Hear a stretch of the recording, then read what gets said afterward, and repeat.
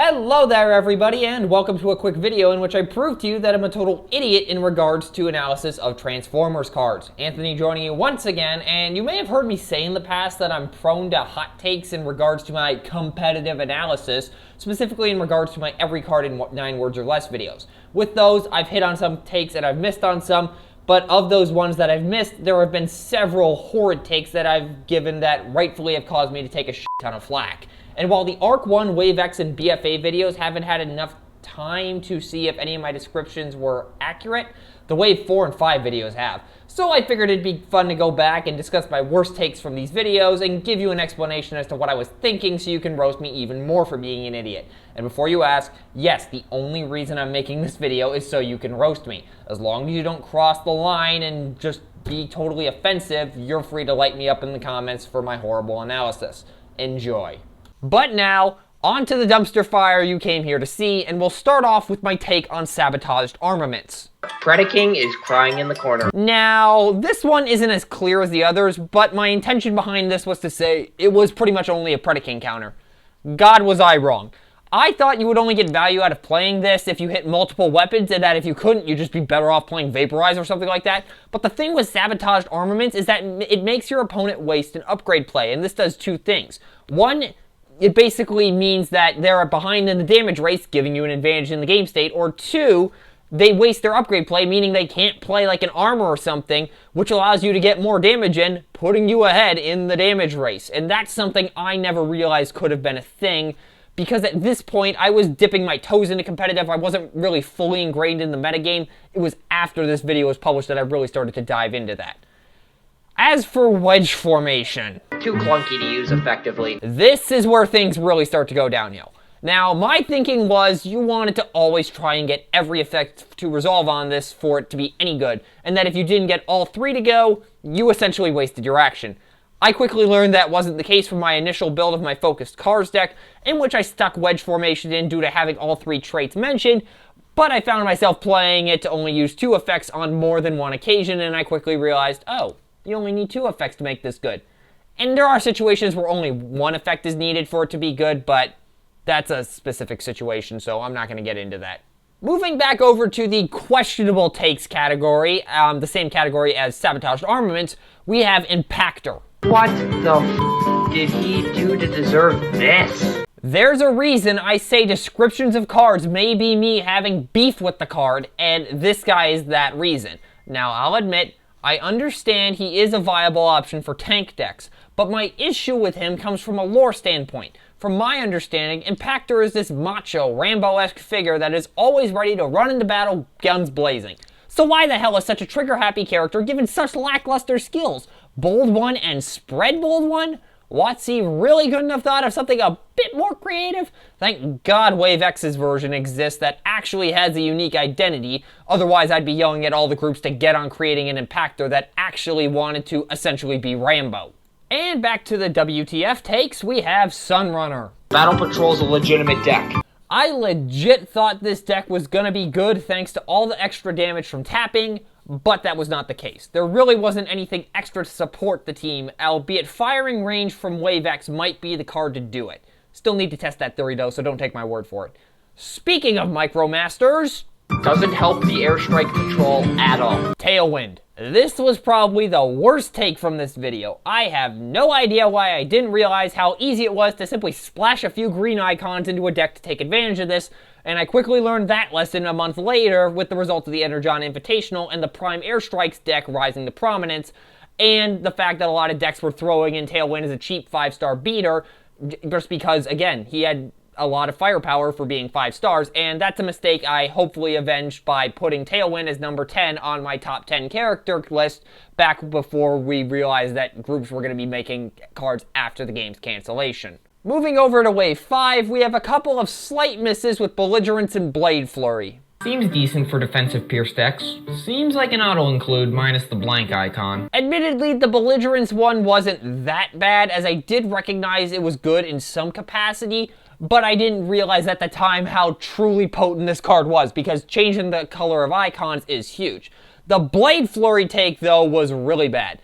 I thought it was going to be a staple, as you just saw, but I'm not sure I've seen a single deck that's played this card outside of my early Shadow Perception build. So, yeah, a sort of early miss and a definite early miss.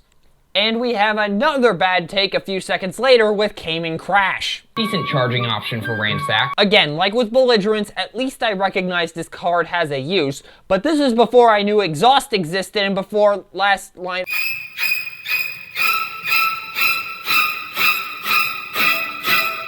Oh god, why the hell was that name put in the script?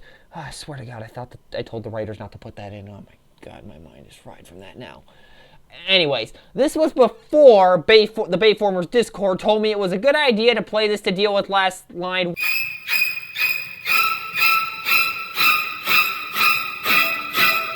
Wait a damn minute. Who the f put that in the script? Whoever did this needs to fucking get their shit together and get the f out and...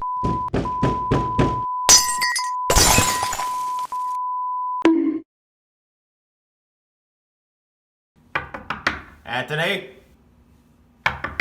Anthony, what's with all that cursing? I'm coming in. Oh, Jesus. God. What on earth happened to him? His card in his hand. I wonder what it could be.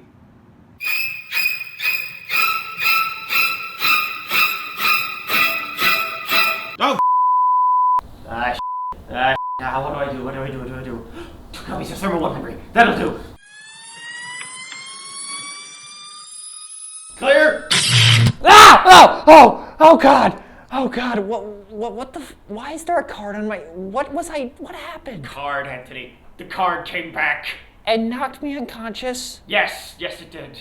Remind me to yell at Bayformers for that. Anyways, thanks dude, I gotta get back to making this video. You take care of yourself now. I'll try, assuming that piece of shit doesn't come back again. You know they hope. Yeah. Okay, where was I?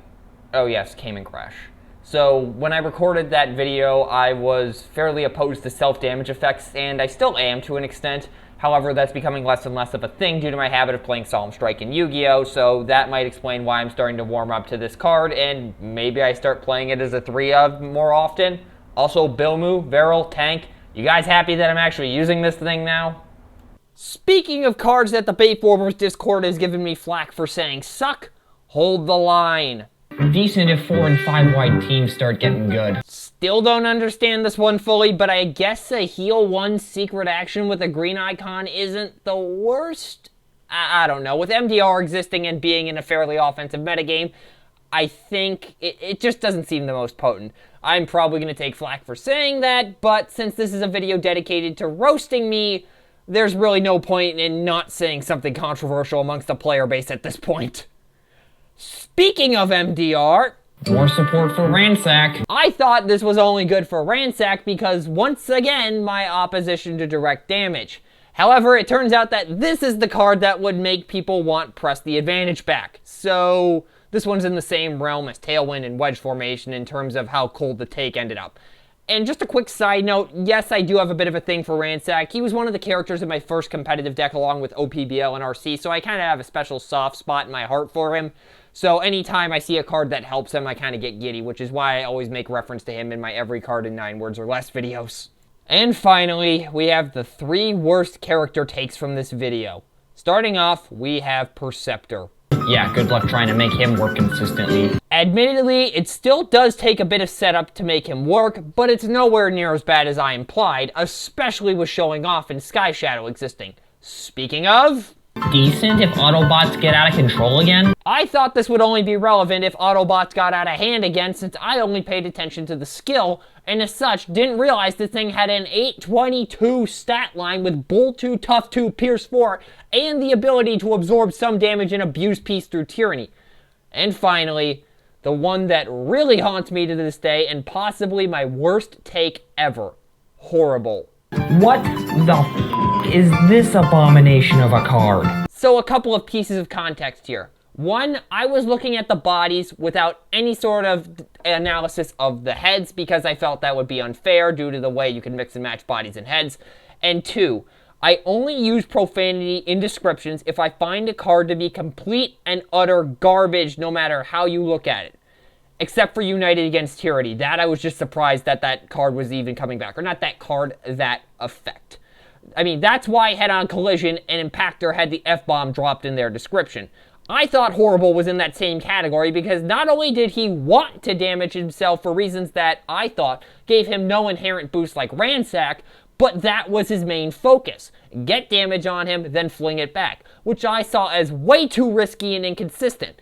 And as mentioned before, this video was made at a time when I was absolutely opposed to self-damage outside of Ransack or Battle Masters.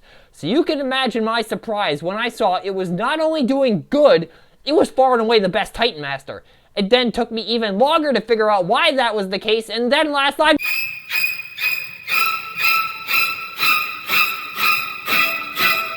Why the f*** was that put back in the script? I swear to f***ing God, what the f***? I swear to God, I need to have John check these things so that way I don't get pissed off by that. That card still haunts me. Anyways, then certain cards came around and showed me the value of direct damage, as well as understanding why Titan Masters broke the game, and now I understand this is a powerhouse of a card. For those wondering, no, I still haven't used him in a deck. I really haven't had time, and plus, I'm kind of opposed to using the meta to an extent. I like to go rogue. That's just how I roll. And with that, we conclude my worst takes from every Wave 4 and Wave 5 card in 9 words or less. Hopefully you enjoyed this look into the enigma that is my mind when it comes to Transformers analysis. And if there's any other takes I gave in those videos that you're wondering what I was thinking, let me know down in the comments and I'll get back to you to try to explain what I was thinking. If you did enjoy this video, there's a little red button you can push to show that. And yeah, that's really everything I have to say, so that will do it for this video. Peace out, y'all.